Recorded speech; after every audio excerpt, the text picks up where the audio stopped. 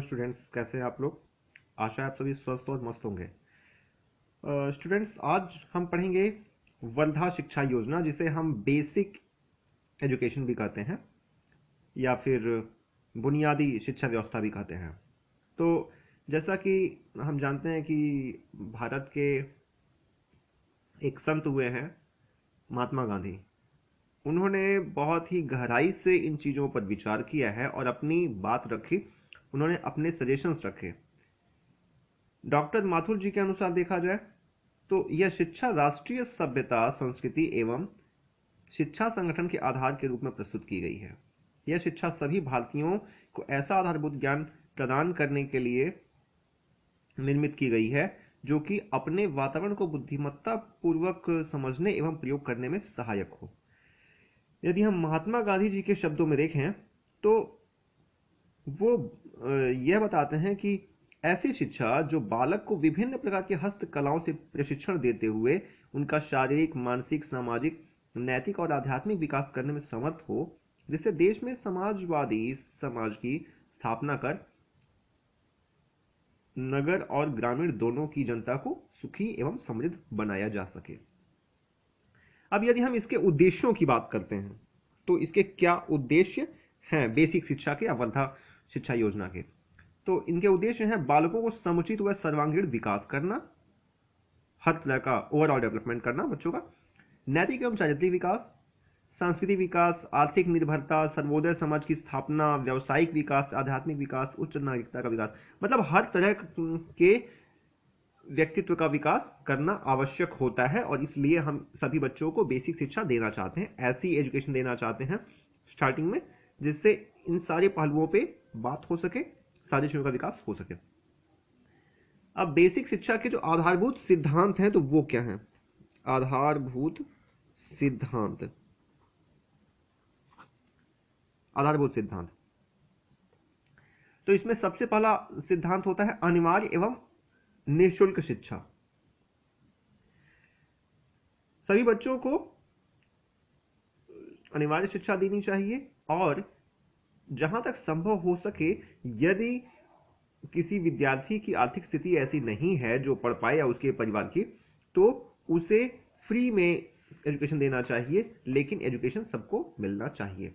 हस्तकला का सिद्धांत, ऐसा कुछ होना चाहिए, इस प्रकार से करिकुलम आप डिसाइड करें कि बच्चे हर चीज सीख पाएं और वो भी प्रैक्टिकल में, तो उसको कहेंगे हस्तकला सिद्धांत। जैसे कि हम जानते हैं गांधी जी अपने हाथ से ही चरखा चलाते थे और सूत काटते थे। आत्मनिर्भर या स्वावलंबी बनने का सिद्धांत, जीवन से जोड़ने से संबंधित सिद्धांत।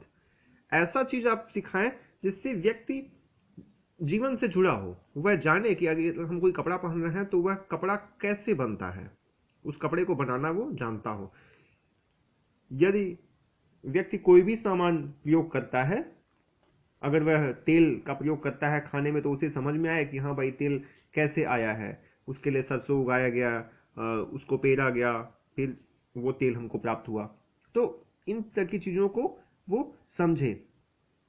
सत्य, अहिंसा और सर्वोदय का सिद्धांत, इस प्रकार का शिक्षा वो ले ताकि सत्य अहिंसा के साथ में वो वही बर्ताव दूसरों के साथ करे जो स्वयं के लिए चाहता है। तो सत्य अत्यधिक आवश्यक हो जाता है। एकीकरण का सिद्धांत, बेसिक शिक्षा योजना में एकीकरण का सिद्धांत बहुत महत्वपूर्ण है। बच्चा जितना भी कुछ सीखता है उन सभी चीजों को वह एकीकृत कर पाए और उन सबका समुचित प्रयोग वह समावेश के साथ कर पाए, यह अति आवश्यक हो जाता है। यदि इसकी विशेषताओं की बात करें वर्धा शिक्षा की, तो इसकी विशेषताएं कुछ ऐसी हैं। इसमें बालक स्व क्रिया अथवा आत्मचेष्टा द्वारा सीखता है। इसमें उत्पादकता पर बल दिया जाता है। शिक्षक एवं छात्र सामाजिक प्रगति के लिए कार्य करते हैं। इसमें छात्रों में आदर्श नागरिकता का विकास होता है। इसमें बालक हस्त कार्य के प्रति आदर करना सीखते हैं। यूं कह लीजिए कि जितना भी सकारात्मक दृष्टिकोण हो सकता है वह सारी चीजें इस वर्धा शिक्षा योजना में हो सकती हैं। ये सारी इसकी विशेषताएं होती हैं। बेसिक शिक्षा का पाठ्यक्रम, तो इसका पाठ्यक्रम क्या होता है, क्या हम सिखाएं, कैसे, क्या सिलेबस या करिकुलम रखें। तो इसमें हस्त कौशल यानी कि क्राफ्ट होना चाहिए, हस्त कौशल। तो क्राफ्ट क्या हो गया? जैसे लकड़ी का काम, चमड़े का काम, मिट्टी का काम, पुस्तक कला, अन्य स्थान उद्योगों के विषय में पाठ्यक्रम को स्थान दिया जाए। तो ये सब हस्त कौशल होना चाहिए। मातृभाषा,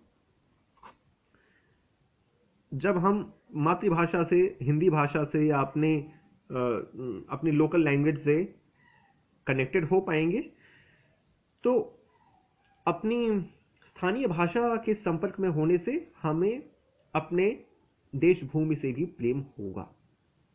गणित सिखाया जाना चाहिए, सामाजिक विज्ञान, सामान्य ज्ञान, हिंदुस्तानी हिंदी, आचरण शिक्षा, स्वास्थ्य विज्ञान, ये आदि सारी चीजें होनी चाहिए। बेसिक शिक्षा के गुण क्या होते हैं? बेसिक शिक्षा अथवा वर्धा शिक्षा के गुण क्या हो सकते हैं? यह शिक्षा योजना मनोविज्ञान पद्धति पर आधारित है। इसमें बालक के लिए क्रिया करने, खेलने एवं रचना करने की व्यवस्था की गई है जो बालकों के रुचि के अनुसार है। बेसिक शिक्षा योजना में मातृभाषा से शिक्षा देने की व्यवस्था की गई है जिससे बालकों को सीखने में सरलता होती है। इसमें हस्त कौशल की चीजें होती हैं जिससे बच्चा ज्यादा इंटरेस्ट से और बहुत प्रैक्टिकल, बहुत ही प्रायोगिक चीजों को समझ पाता है। इस शिक्षा में श्रम के महत्व पे बल दिया जाता है और धनी तथा निर्धन सभी वर्ग के विद्यार्थियों को शिक्षा दी जाती है ताकि उनमें सामाजिकता की भावना हो पाए। तो सामाजिक बनाने का भी कार्य किया जाता है, आप ये समझ सकते हैं इससे। बेसिक शिक्षा के दोष क्या रहे?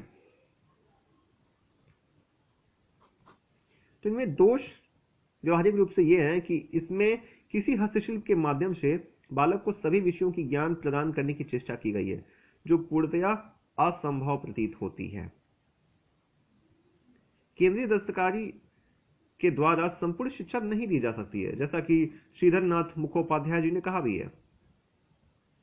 इस शिक्षा का अभिभावकों ने स्वागत नहीं किया। उनका कथन यह था कि वे अपने बच्चों की स्कूल में पढ़ाई करने के लिए भेजते हैं, ना कि निराई गुड़ाई, कताई बुनाई, मिट्टी के खिलौने बनाने आदि में। तो इस प्रकार से अभिभावकों का इसमें इंटरेस्ट नहीं आया, उनकी रुचि नहीं रही। आधुनिक औद्योगिक प्रगति के प्रतिकूल यह शिक्षा योजना है जिसमें समय तथा शक्ति दोनों का अपव्यय होता है। जब आप ज्यादा से ज्यादा प्रायोगिक कार्य करवाना चाहते हैं तो प्रयोग करने में थोड़ा समय ज्यादा व्यतीत होता है, तो समय इसमें खर्च होता है, श्रम इसमें खर्च होता है अधिक। इस शिक्षा का अभिभावकों ने स्वागत नहीं किया और साथ ही साथ देखें तो इस शिक्षा से केवल ग्रामीणों को लाभ हुआ, नगरीय क्षेत्रों में इसका ज्यादा उपयोग नहीं हो पाया क्योंकि ग्रामीण विद्यार्थी ऐसे कार्यों में ज्यादा रुचि लेते हैं और उनका परिवेश भी ऐसा होता है। इसमें उत्पादन के सिद्धांत पर बल दिए जाने के कारण शिक्षकों का नैतिक पतन हो जाता है क्योंकि वे विद्यालयों को फैक्ट्रियों और बालकों को मशीनों में बदल देते हैं।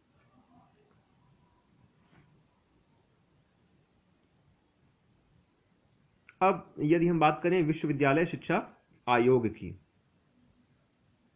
तो 1948-49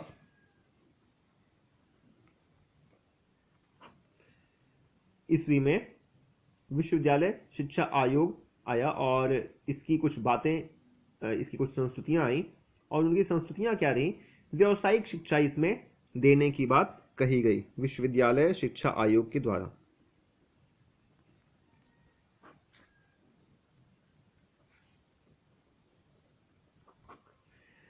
तो इन्होंने कहा व्यावसायिक शिक्षा देनी चाहिए और व्यावसायिक शिक्षा में इन्होंने कहा कृषि, कानून, वाणिज्य, शिक्षक प्रशिक्षण, चिकित्सा शिक्षा और इंजीनियरिंग एवं तकनीकी शिक्षा, इतनी चीजें तो होनी चाहिए। तो हम क्रम से देख लेते हैं। सबसे पहले तो ये कृषि पे बहुत ज्यादा ध्यान देते हैं क्योंकि जब कृषि पे ज्यादा कार्य होगा, कृषि वाली चीजें पढ़ाई जाएंगी तो हमारे यहाँ खाने की कोई समस्या नहीं होगी और आयात नहीं करना होगा, निर्यात बल्कि हम कर पाएंगे क्योंकि भारत को एक कृषि प्रधान देश कहा जाता है और यहाँ पे पॉपुलेशन भी ज़्यादा है, यहाँ की जनसंख्या अधिक है, तो इसलिए हमारे पास खाने पीने के समुचित साधन होने चाहिए, इसलिए कृषि शिक्षा पे बल दिया जाना चाहिए। कानून, कानून के कॉलेज पूर्णतया पुनर्गठित होने चाहिए। शिक्षक वर्ग पूर्णकालीन और अंशकालीन होगा। पूर्व कानूनी एवं सामान्य अध्ययनों का त्रिवर्षीय डिग्री कोर्स में प्रवेश हेतु आवश्यक होना चाहिए। कानून की कक्षाएं केवल शिक्षण के नियमित घंटों के अंतर्गत ही सुनियोजित होनी चाहिए। जबकि वहीं वाणिज्य की यदि हम बात करें तो वाणिज्य के लिए संस्कृति इनकी ये रही कॉमर्स में कि शिक्षा काल में ही क्रियात्मक रूप से कार्य सीखने के लिए छात्रों को 2-3 दुकानों अथवा दफ्तरों में काम करने की सुविधाएं प्राप्त होनी चाहिए। वाणिज्य की परीक्षा उत्तीर्ण होने वाले छात्रों को किस विशेष शाखा में विशेषज्ञ बनने का परामर्श देना चाहिए। वाणिज्य में स्नातकोत्तर स्तर की शिक्षा का प्रबंध केवल विश्वविद्यालय और वाणिज्य महाविद्यालयों में दिया जाना चाहिए ताकि वहां पे क्वालिटी एजुकेशन, गुणात्मक शिक्षा दी जा सके। वाणिज्य में स्नातकोत्तर स्तर पर पुस्तकीय ज्ञान की अपेक्षा व्यवहारिक ज्ञान पर अधिक बल दिया जाना चाहिए। साथ ही शिक्षक प्रशिक्षण भी होना चाहिए। शिक्षक प्रशिक्षण से फायदा यह होगा, जब शिक्षक हमारे प्रशिक्षित होंगे तो वह अच्छी शिक्षा विद्यार्थियों को दे पाएंगे, गुणात्मक शिक्षा दे पाएंगे, जिससे विद्यार्थी अच्छे ढंग से सीख पाएंगे। एमए डिग्री के लिए उन्हीं को प्रवेश दिया जाए जो कुछ वर्ष का अध्यापन कार्य कर चुके हों। शिक्षक प्रशिक्षण में सैद्धांतिक ज्ञान और प्रायोगिक कार्य दोनों पर समान बल दिया जाना चाहिए। प्रत्येक शिक्षणकर्ता को 12 सप्ताह का शिक्षण अभ्यास अनिवार्य होना चाहिए। माध्यमिक शिक्षकों के प्रशिक्षण के लिए विश्वविद्यालयों में शिक्षक प्रशिक्षण विभाग खोले जाए। चिकित्सा शिक्षा।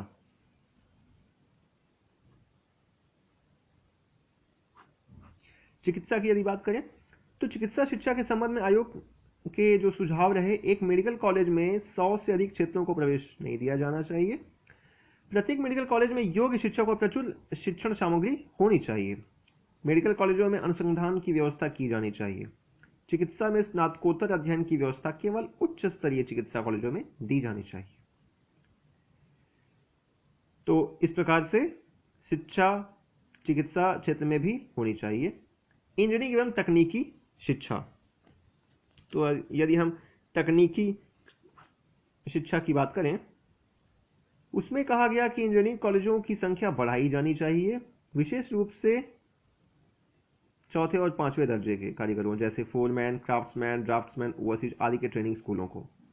इंजीनियरिंग एवं तकनीक कॉलेजों को अच्छे पाठ्यक्रम प्रदान किए जाने चाहिए।